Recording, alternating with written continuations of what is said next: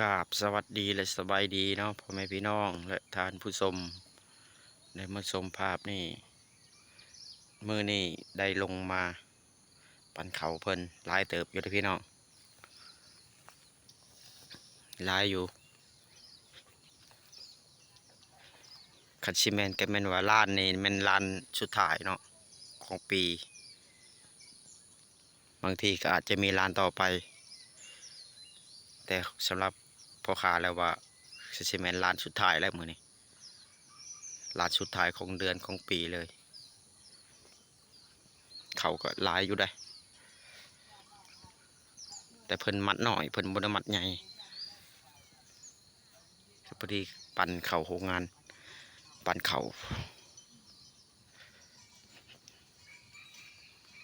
นี่แหละอยู่เขตนาบอเซตีเฮาขอบมุกขอบใจหลายๆสำหรับผู้เบิงฝากกดไลค์กดแชร์ในเด้อซองบอตินชาแนลเพื่อเห็นกดกระดิ่งเพื่อได้เบิ่งภาพใหม่ๆเลยไปคูลานพ่อค้าจะถ่ายทำให้เบิ่งเนาะถ่ายก็อาจจะบ่แจ้งเราโทรศัพท์ก็เอากล้องโทรศัพท์ถ่ายอาจจะบ่แจ้งเนาะ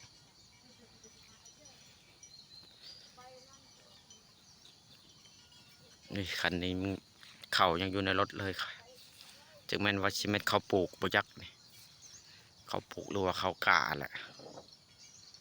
อันนี้ลายอยู่ได้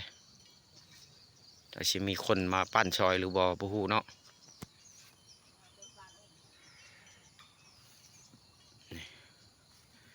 นี่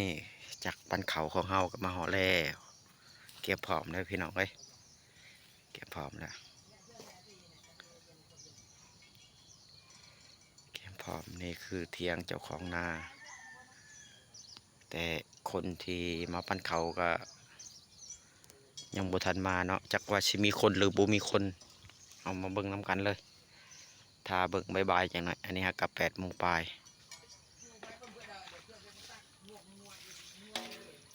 หลายคนก็อาจจะแล้วนะเนาะแต่บางคนก็อาจยังบ่ทันแล้วก็มีนี่ก็บรรยากาศตอนเช้าเวลา8 โมงเช้าของวันที่26เดือน11 2024นี่เริ่มทยอยมาแล้วเริ่มทยอยมาแล้วนะครับ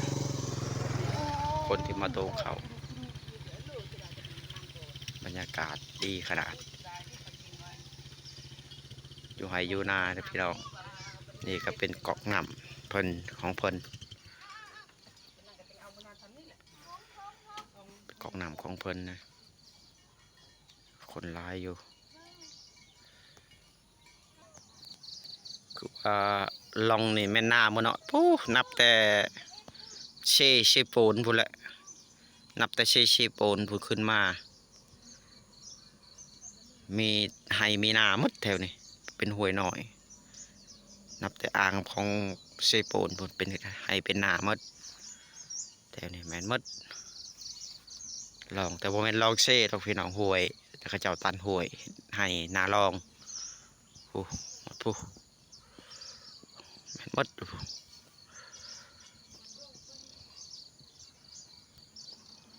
มาชมบรรยากาศ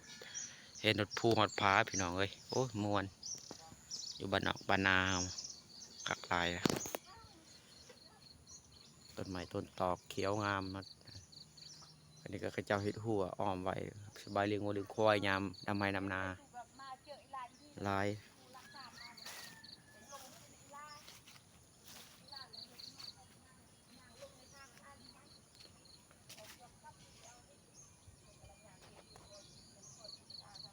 ตัวใดบ่จะบ่แจ้งก็ขอโทษขออภัยเนาะพ่อแม่พี่น้องเพราะว่าเอากล้องโทรศัพท์ถ่ายบ่มีกล้องก็เอาโทรศัพท์มาถ่ายชื่อบรรยากาศยามเช้ากับเป็นตาไห้อยู่ได้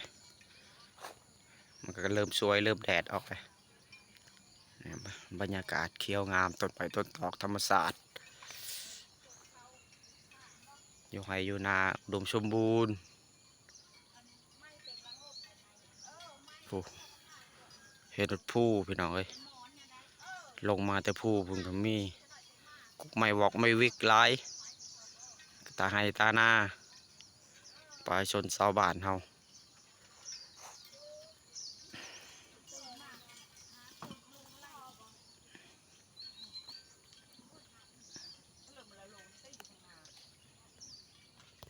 อันก็เริ่มมาเริ่มทยอยมาทยอยมาเทละเล็กเทละน้อยแล้วพี่น้องเอ้ยเฮาก็จะบ่ได้ลงมือเนาะมีแต่ท่าทีมงานเพิ่นมาทีมงานเฮามื้อนี้ก็บ่หลายดอก2-3คนนะรอท่าทีมงานเจ้าของนานี่แหละสวย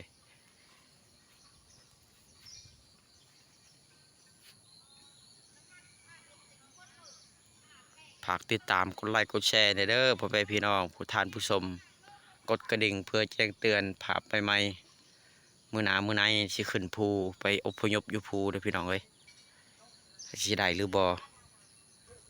หาใช้กับหาหนูหากระแตและแต่หาคนในอยู่ภูอยู่ผาพู้นแหละไปจาก4-5 คืนนี่ไปกับทีมงานอิสระของบอดินเนาะ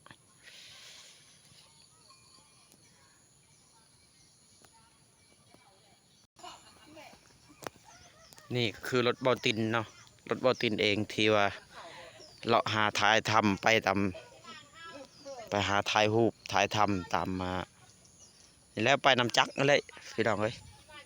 แต่ว่าจักรกับบุยบนอยู่บนนั้นเนาะเฮาเลยถือรถจักรมามีทีมงานเฮาอีกขับรถจักรและขับกันจักรปันเขามาสมมติว่าแบบจักรปันเขานี่มัน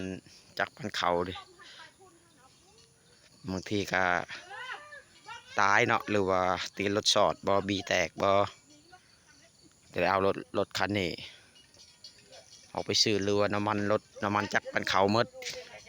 ได้ใส่รถจักรออกไปซื้อเนาะก็ถือแต่จักรนั้นเกิดมาอุบัติเหตุมาก็มันก็ยากเนาะพี่น้องเนาะเราต้องเอาจักรปันเขามาต้องมีรถจักรแนะนำคันหนึ่งนี่คือรถของผู้ค้าเองรถนี่ก็เป็นตาเบิ่งนะพี่น้องเอ้ย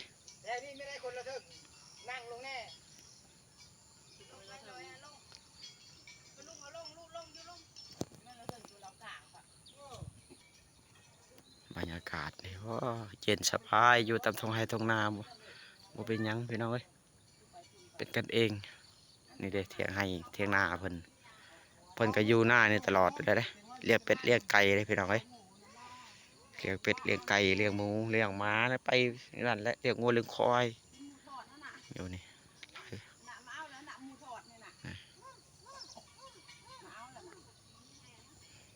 เอาครับได้มาหอดจอดถึงบนโรงงานปั้นเขาเนาะเมื่อวานนี่ได้แม่นว่าได้ปั้นเขาเทียงหลังนั่นผู้เดาผู้ภาคนาเมื่อวานนี่เดี๋ยวมื้อนี้แล้วเพิ่นได้ย้ายมาพี่เพิ่นให้ปั้นเขาเพิ่นเฮาก็หลีกบ่ได้ดอกให้เพิ่นมาหาเฮาก็หลีกบ่ได้ได้มาช่วย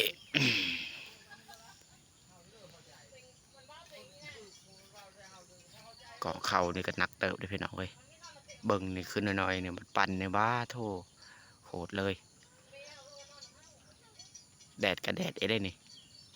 เขาเจ้าบ่ได้กองเขาในไว้ในห่มเนาะเขาเจ้ากองไว้ในเดินเลยเอาตอนนี้แหละเพจพอพี่น้องเคยขอบกขอบใจหลายๆผู้ใดทานใดครับชม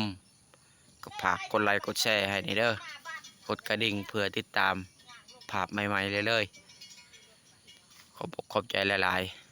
ๆสองเบาตินซันแนล